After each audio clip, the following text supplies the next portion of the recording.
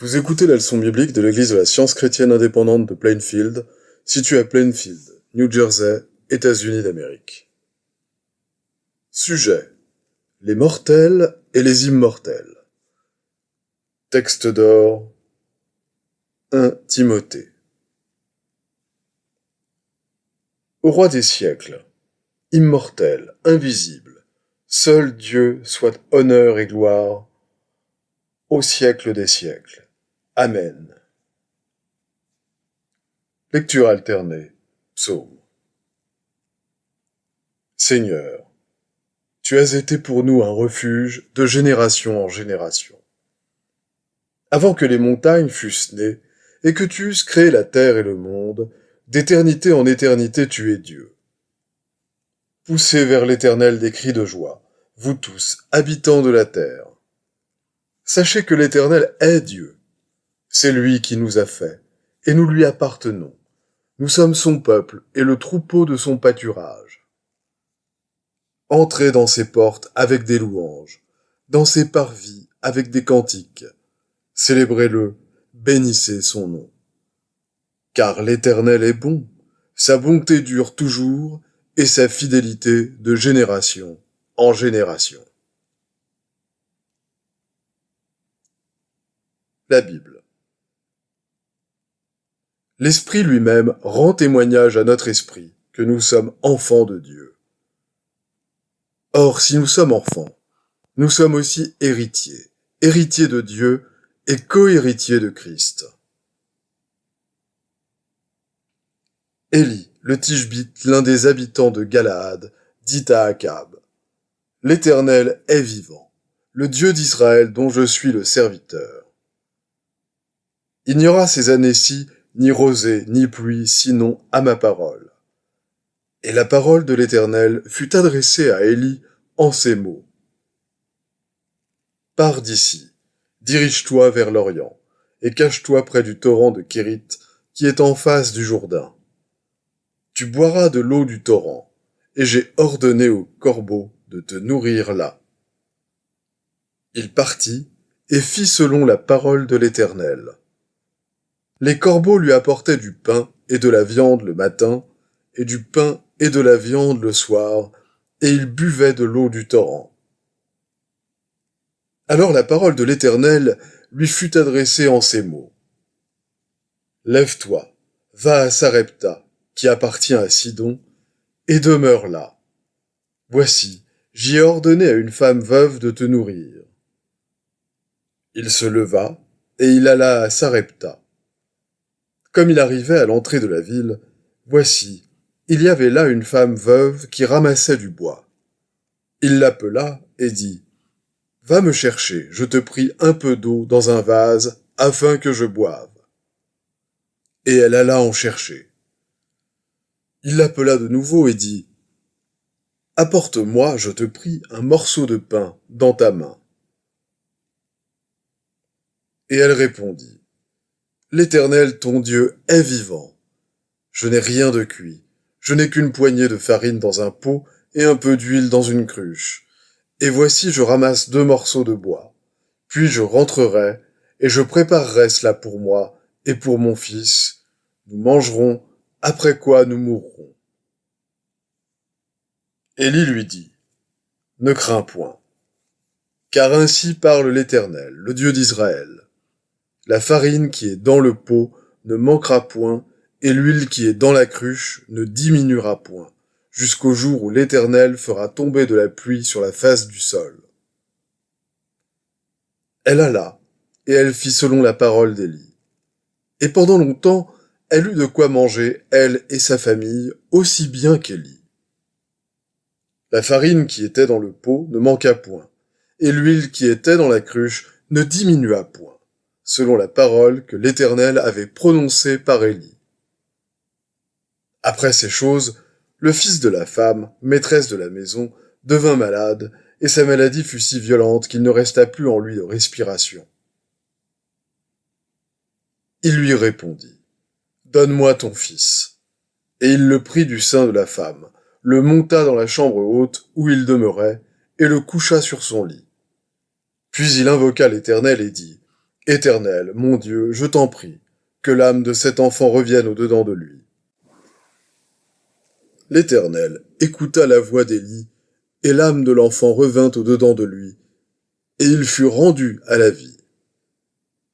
Élie prit l'enfant, le descendit de la chambre haute dans la maison, et le donna à sa mère.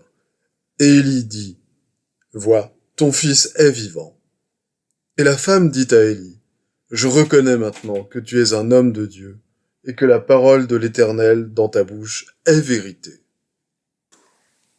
Lorsque l'Éternel fit monter Élie au ciel dans un tourbillon, Élie partait de Gilgal avec Élisée. Élie dit à Élisée, reste ici, je te prie, car l'Éternel m'envoie jusqu'à Béthel. Élisée répondit, l'Éternel est vivant, et ton âme est vivante. Je ne te quitterai point. Et ils descendirent à Béthel. Élie lui dit, Élisée, reste ici, je te prie, car l'Éternel m'envoie à Jéricho. Il répondit, l'Éternel est vivant, et ton âme est vivante. Je ne te quitterai point. Et ils arrivèrent à Jéricho. Élie lui dit, reste ici, je te prie, car l'Éternel m'envoie au Jourdain. Il répondit, l'Éternel est vivant, et ton âme est vivante. Je ne te quitterai point. Et ils poursuivirent tous deux leur chemin. 50 hommes d'entre les fils des prophètes arrivèrent et s'arrêtèrent à distance vis-à-vis, et eux deux s'arrêtèrent au bord du Jourdain. Alors Élie prit son manteau, le roula, et en frappa les eaux qui se partagèrent çà et là, et ils passèrent tous deux à sec. Lorsqu'ils eurent passé, Élie dit à Élisée, « Demande ce que tu veux que je fasse pour toi, avant que je sois enlevé d'avec toi. » Élisée répondit, « Qu'il y ait sur moi, je te prie, une double portion de ton esprit. » Élie dit, « Tu demandes une chose difficile, mais si tu me vois pendant que je serai enlevé d'avec toi, cela t'arrivera ainsi. Sinon, cela n'arrivera pas. » Comme il continuait à marcher en parlant, voici, un char de feu et des chevaux de feu les séparèrent l'un de l'autre, et Élie monta au ciel dans un tourbillon. Élisée regardait et criait, « Mon père, char d'Israël et sa cavalerie !» Et il ne le vit plus. Voyez quel amour le Père nous a témoigné pour que nous soyons appelés enfants de Dieu. Et nous le sommes.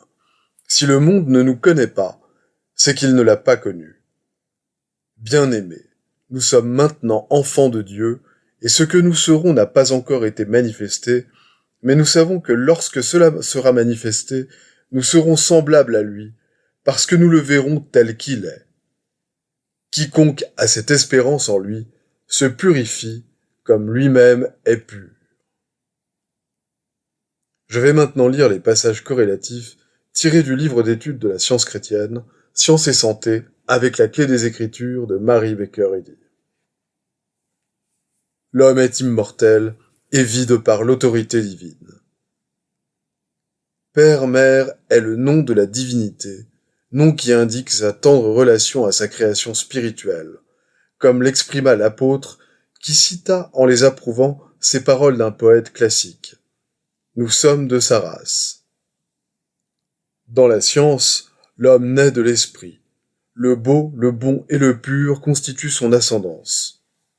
Son origine n'est pas, comme celle des mortels, dans l'instinct animal, et il ne passe pas non plus par des états matériels avant d'arriver à l'intelligence. L'esprit est la source primitive et ultime de son être. Dieu est son Père, et la vie est la loi de son être. Les prophètes de jadis cherchaient quelque chose de plus élevé que les systèmes de leur temps. L'orgueil de la prêtrise est le prince de ce monde. Il n'a rien en Christ. La douceur et la charité ont l'autorité divine. Les mortels ont de mauvaises pensées. Par conséquent, ils sont méchants.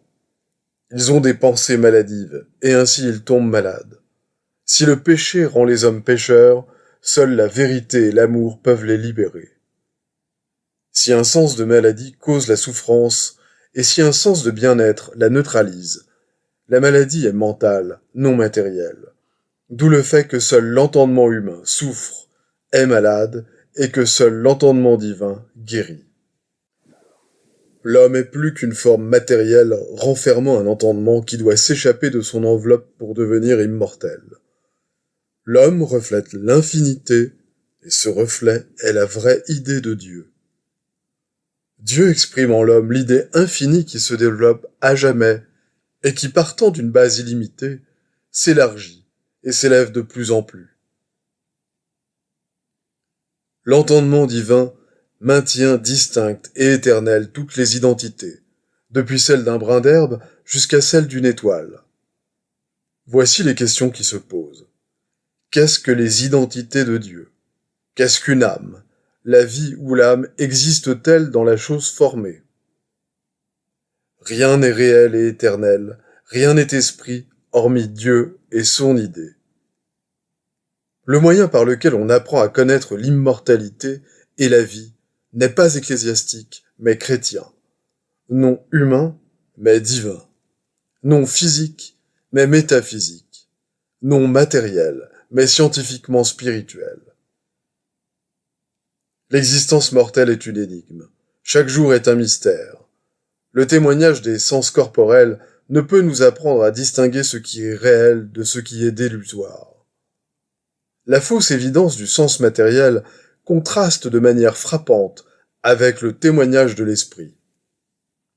Le sens matériel élève la voix avec arrogance, comme s'il était réel et dit « Je manque absolument d'honnêteté, et personne ne le sait. Je peux tricher, mentir, commettre l'adultère, voler, tuer, et j'évite d'être découvert grâce à la fourberie de mon langage mielleux.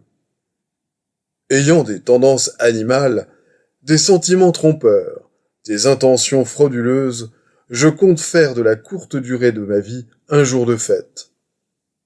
Quelle belle chose que le péché.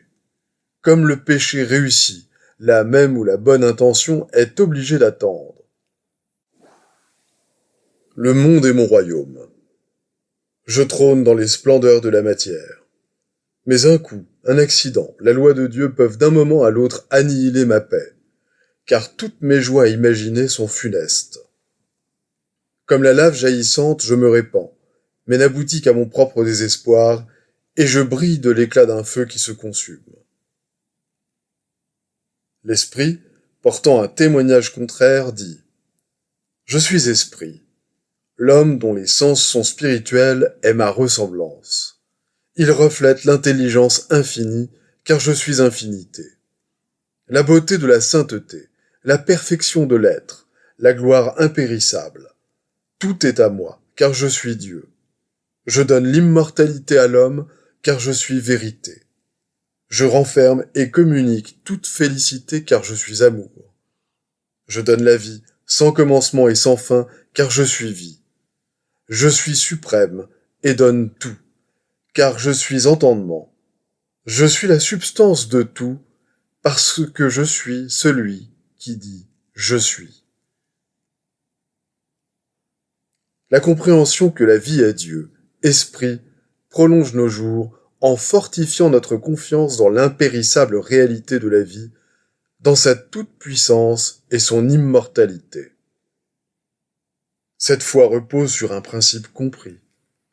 Ce principe guérit les malades et met en lumière les aspects permanents et harmonieux des choses. Nos enseignements sont suffisamment confirmés par leurs résultats.